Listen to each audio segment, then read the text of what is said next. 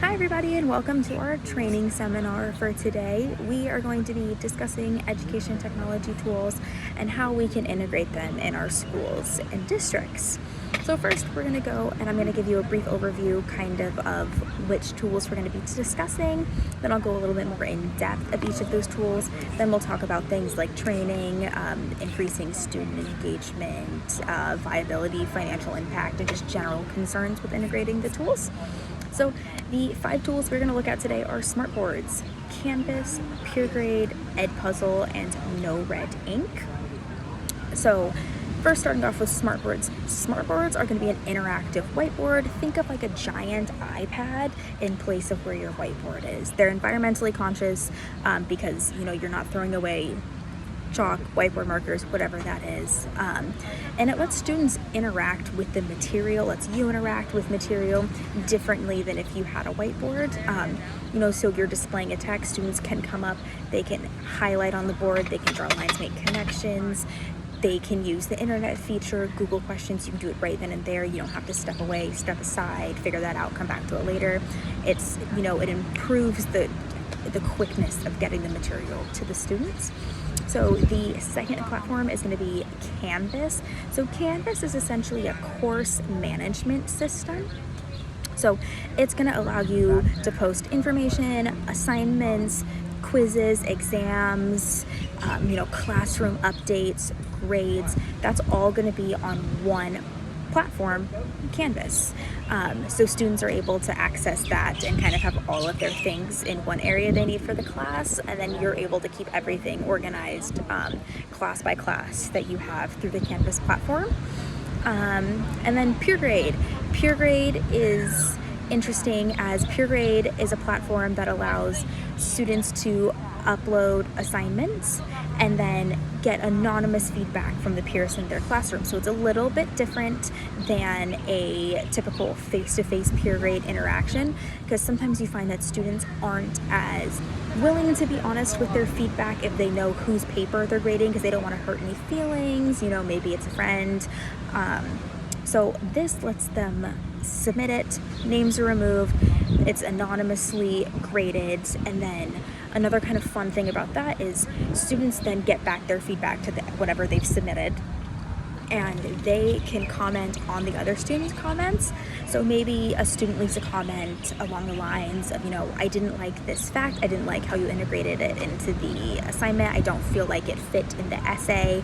And then, the student could respond and be like, oh, did you have a suggestion? Or, I thought that it did. What was your specific issue? They can kind of converse back and forth with that, still remaining anonymous.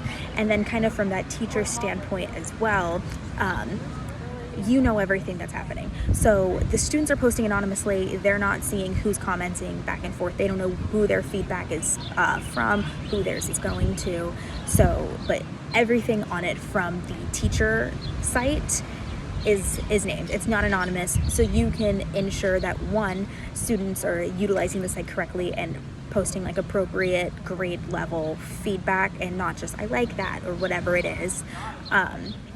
And then you can also make sure that they're being appropriate with their classmates. A lot of the times students sometimes get carried away and think, my name's not on this, I can say what I want. And you can, see who's doing what. So that's kind of a neat aspect of that as well.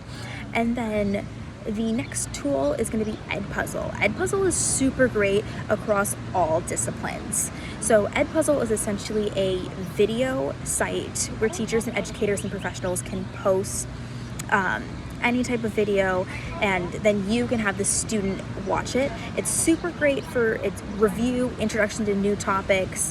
If someone needs a quick reminder of something, that's super, super great for that. And then you can be sure that the videos that they're watching are quality content, because it's all curated by education professionals as well. So then you can assign students to watch that, and then within those videos you have the options to embed multiple choice and free response questions. So sometimes assigning video, assigning reading for students to complete, oftentimes you're not sure, did they watch it, did they not? And so you can be sure that they're answering that multiple choice question at the end, they watch the whole thing, they answer that one in the middle. they watched it because it was hidden in between, this scene and this scene. And then not only checking to make sure that they completed the actual video, but it gives you kind of a sense of if they understood it, did they comprehend it? Because sometimes, students will watch the video, they'll do the reading, they complete the assignment, they think it's enough, but they're not comprehending what it's trying to give them. They're not getting the information, they're not getting the message in the way that you anticipated they would. So, from the teacher perspective, if everyone is answering that third embedded multiple choice question incorrectly, one, it's a cue to the student, like, I didn't get that one right, maybe I should rewatch those last few minutes of that video. Or you as a teacher, you're saying, a lot of students got this question wrong during the Edpuzzle video. Maybe I should kind of go over that during the intro, during that opening tomorrow, just to make sure that everyone's on the same page before we move on and then we have a shaky foundation. So it's great for review, great for introduction, great for homework. I really like to use it if a student is kind of maybe falling behind the pack because they missed a day of school, or whatever it is, take 5 to 6 minutes, find a quick little Edpuzzle video, have them watch it on the side, rejoin the class, really easy way to get students right up to speed. So I like that one a lot. That's going to be a really great one for you guys. And then the last tool is No Red Ink. So that's going to be a little bit more subject specific. So the first tools we talked about, they're great for all disciplines. Smartboards, Canvas, PureGrade, Edpuzzle. Put them in every classroom, use them in every subject. No Red Ink is going to be more English, humanities specific. So No Red Ink is essentially a grammar writing platform. So when you think of grammar practice, you think it's boring. You're going up to the board, you're diagramming sentence after sentence, maybe you're correcting sentence after sentence. It's a really hard way. It's really hard to get students engaged in grammar practice. It's just because it's one of those things where practice makes perfect. You learn the rules, you learn the exceptions, it never changes, but it takes you a while to do it. So No Red Ink is a platform that is, one, extremely differentiated for students, and two, super engaging. Three, has a lot of different grammar writing help.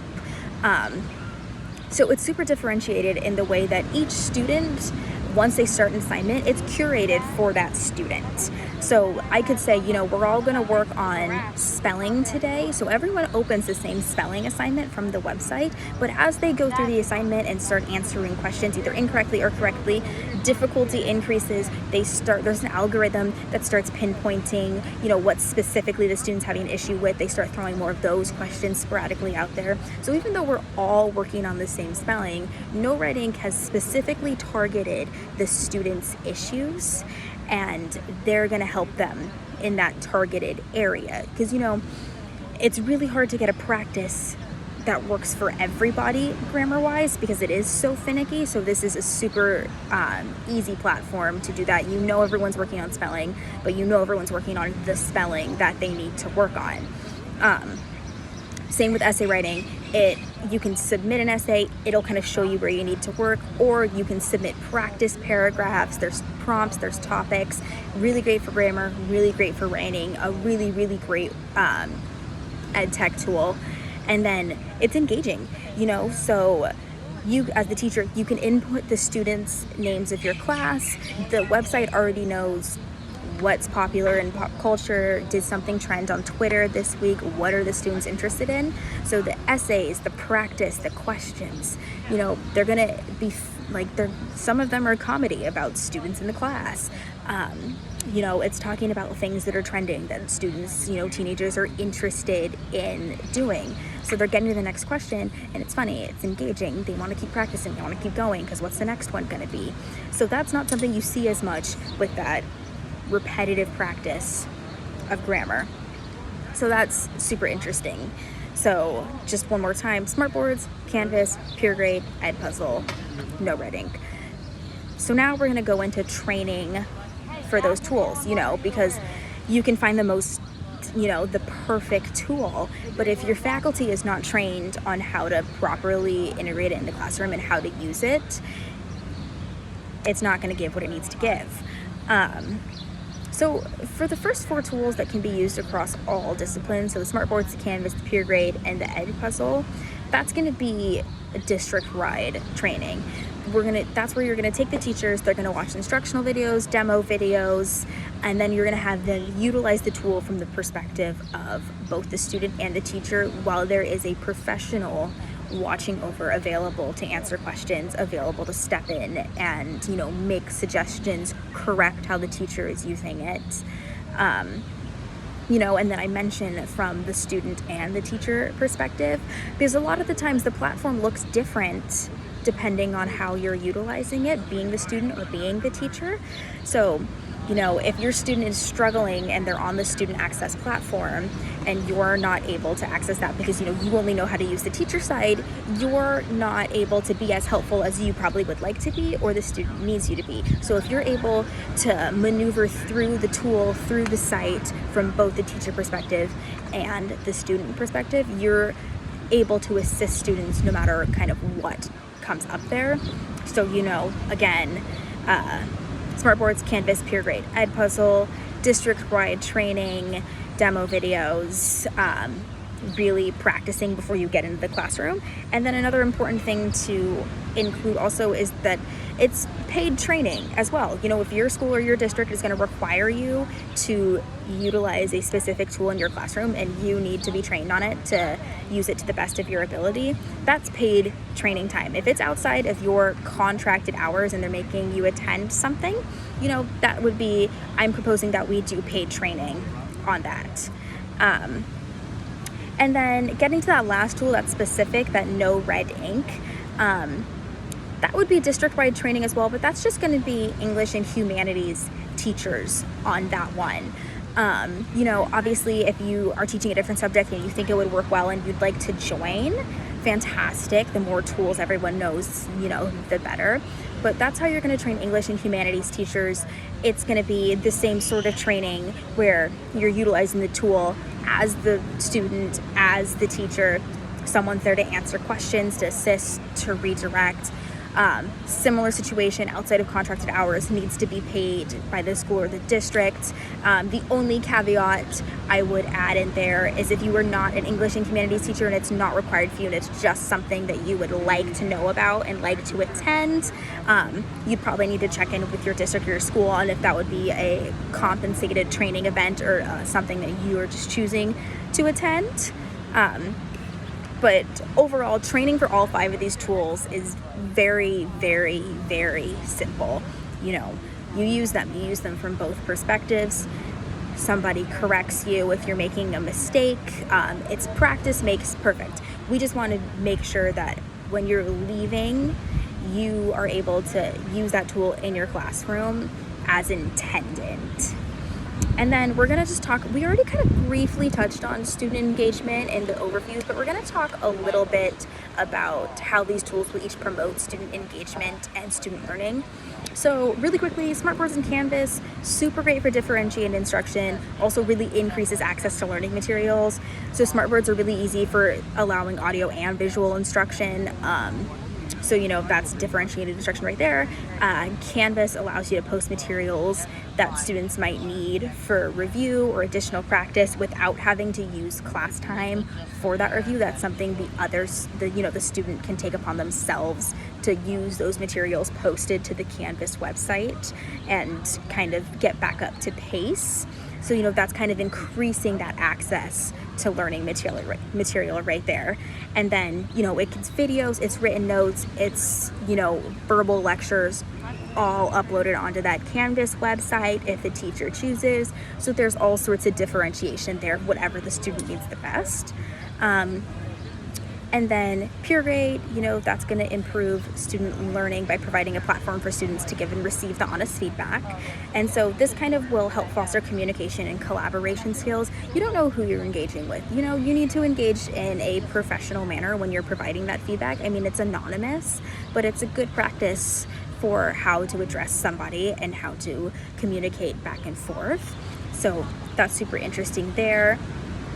And then Edpuzzle increases engagement because the information that you're getting from the Edpuzzle is things that you would traditionally be given in a lecture format. So these videos, some of them are animated, some of them are face-to-face, they're engaging, they're interesting, some of them are funny. So it's more engaging than a typical, I'm sitting there, I'm listening to my teacher speak. You're watching a fun video. It's interesting.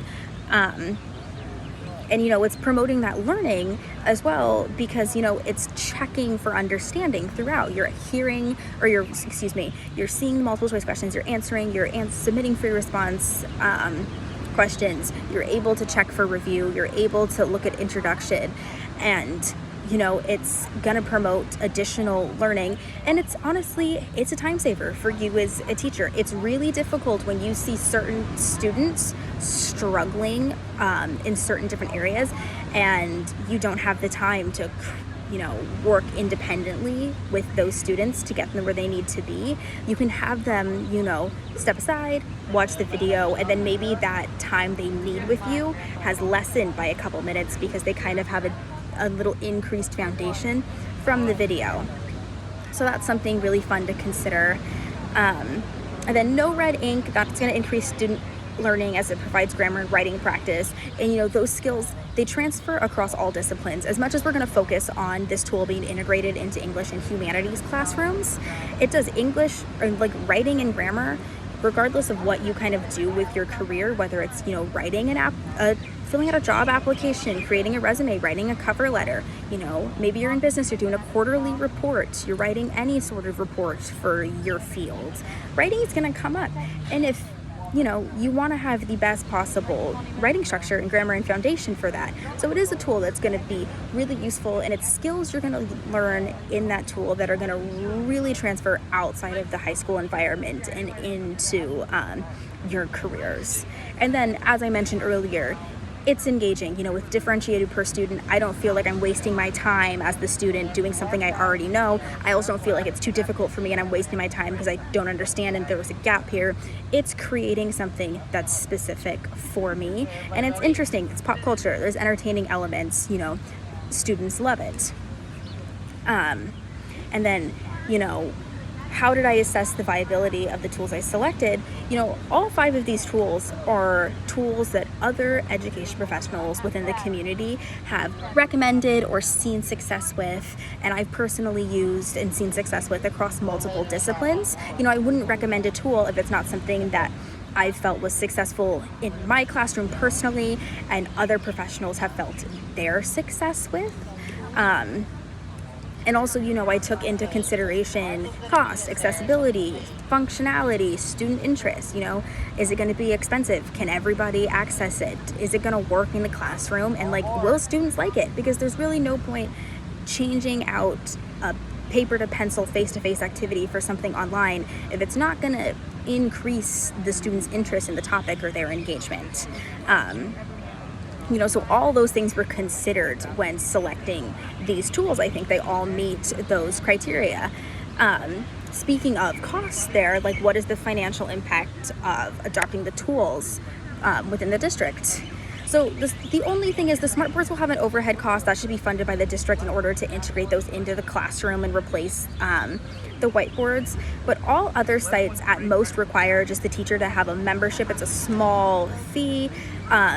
That can be covered by your school or your district as well if it's going to be something that's required for you to integrate within your discipline, your classroom.